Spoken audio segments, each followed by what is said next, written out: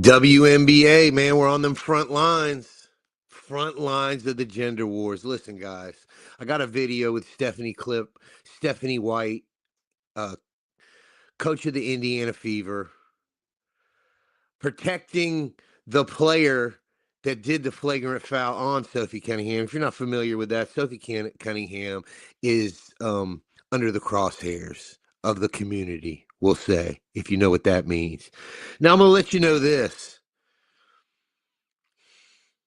There's a turnout that happens. These women that are straight, they go to the WNBA or any of those locker rooms, there's going to be a turnout. Other women that are in that certain lifestyle, I'm trying to speak to where this thing ain't going to get struck. Other women that aren't in this lifestyle, they try to turn them out.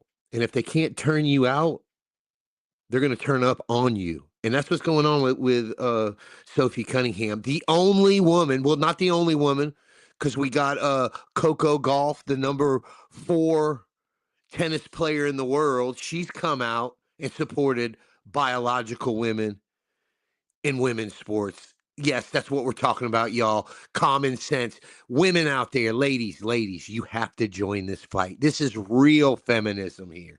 This is real feminism, okay? Where we're promoting women being women and doing women things and keeping women around women, not men, not craziness. So that's what's going on in the WNBA, man. It's insane right now, and it's common sense. But, dude, we got to cap in, and we got to join this fight right here. Everybody should be sharing this stuff and promoting biological women, man. It seems like everything's science. Sophie Cunningham's the only person in the whole WNBA that's willing to step out. All the rest of these chicks are cowards. That shows you how strong of a boo game that community has. That community has such a strong boo game that they even got rappers in check. You ever heard a rapper talk about the gay mafia? Yeah, they shut up real quick. They don't say nothing disrespectful. And if they do, they end up like that one rapper. What was his name? The one that spoke out. Little Baby, Baby, or Da Baby, or one of the babies. There's a whole bunch of those rappers. He came out, and guess what? They squashed him. So, a little bit in these women's defense, I think a lot of these women have been propagandized, and they've grown up in households that don't have men in them and have done nothing but abuse and talk bad about men. And now that propaganda is just oozing out into society. And now I'm about to react to the press conference that Stephanie White was a part of after the Sophie Cunningham foul. It was a hard foul, intentional. I would say absolutely. If you look at the other girls' track record, but hey, I've played basketball and I've made hard fouls like that. So I think that the right call was made to put her out of the game, but I think she should be suspended more games for what she tweeted as soon as she got in. Oh man, what's the girl's name that did this? Carrington's her last name. And it's I can't pronounce her name. I'm sorry, y'all. I should have do my diligence and found this lady's name out. But she, a black woman, she did a post where she said white privilege. She should have been suspended for that, for more than just a game too. All this social stuff that's going on, that's our job to talk about it, but the player's job is to play. And when you start doing stuff like that, you've lost control of your league. And I think we can already see that. I mean, let's hear Miss Stephanie like on it, and I thought her Miss teammates Stephanie should have come White up. have a conversation here. So here's the press conference after Sophie Cunningham was fouled. They said it busted her mouth open. She was bleeding. So this is Stephanie White right here. This is the coach of the Indiana Fever. She should be fired this week. But these women like her wife is a higher up in the WNBA. They're all in together, and you'll hear them say stuff like, "This is an inclusive league," using those buzzwords, those woke joke buzzwords that we're so used to. You can hear them. I don't know if she's going to use one now, but let's just listen. Talk to her about that as well. Like, I think that's really bad. That happens all the time in the game. Officials have to have some awareness in those moments, and it didn't happen. I presume you plan to appeal that one? Yes. It's already appealed. Caitlin, do you have a reaction to that? I mean, Steph was said a lot there. I just hope the league makes the right decision. Hopefully I can play on Tuesday or Wednesday.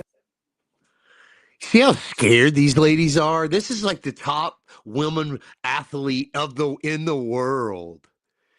She doesn't have any leadership about her, though. She's not a person on her own. She's still immature.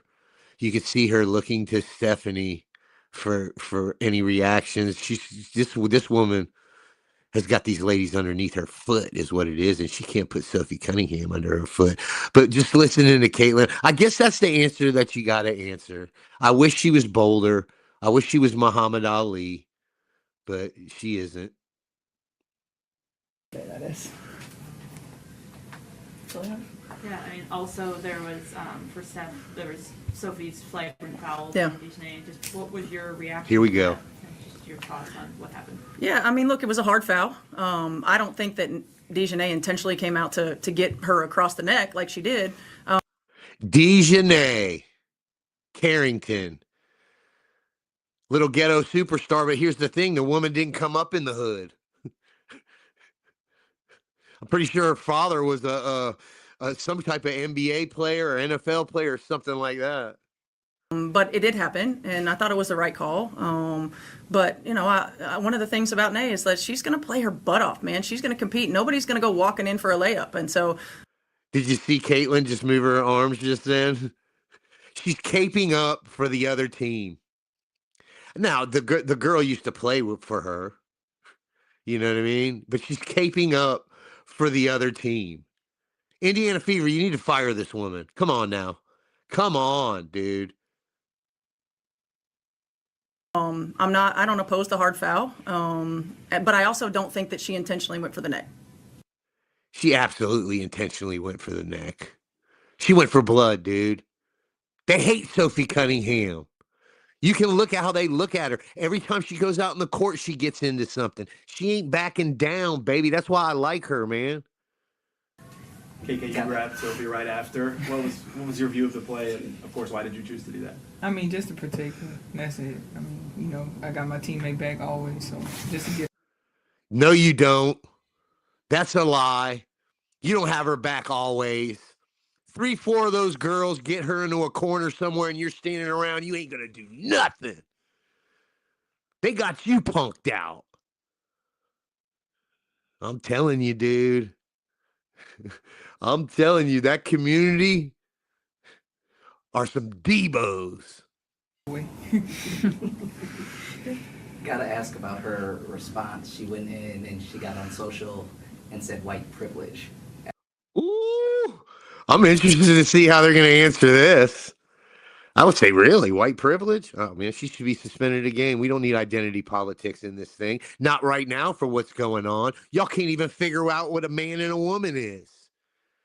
I mean, I was going to do a video on this, but I'm running out of time here. But the commissioner for the WNBA, the lady that runs everything, they're having a meeting to decide what a woman is. You can't make this stuff up, dude. Her getting Who did this? Dejanay did. Any response to that? No, I don't know anything about that. You crackers are cowards. No, I don't know nothing about that. White people, stop being scared, dude.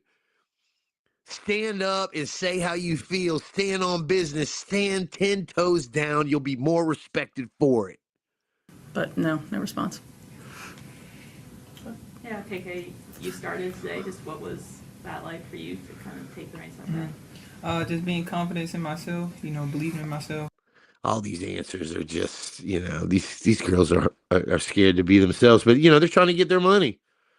They're trying to get their money, man. They're trying to get their money. Yeah, well, that's what's next up.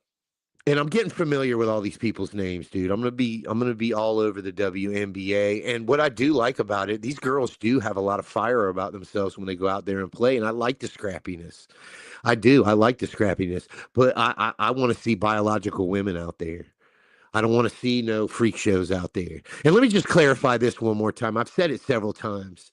because you start talking about the community, the trans community, the furries, all the weird stuff that the WNBA pretends to be, it supports. You know what we should name the WNBA? It should be the LWNBA. It should be the Lesbian Women's National Basketball Association. Should it not? Tell me I'm lying. Lesbian Women's National Basketball Association, because that's who runs everything.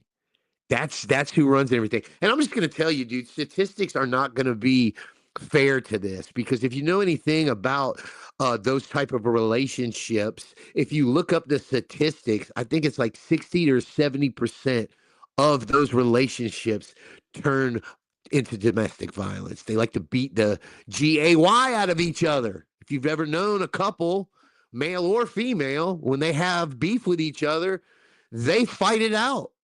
And the words that they use to each other while they're beating each other up are next level crazy. And I'm just gonna let you use your imagination on that. They try to beat the GAY out of each other, dude.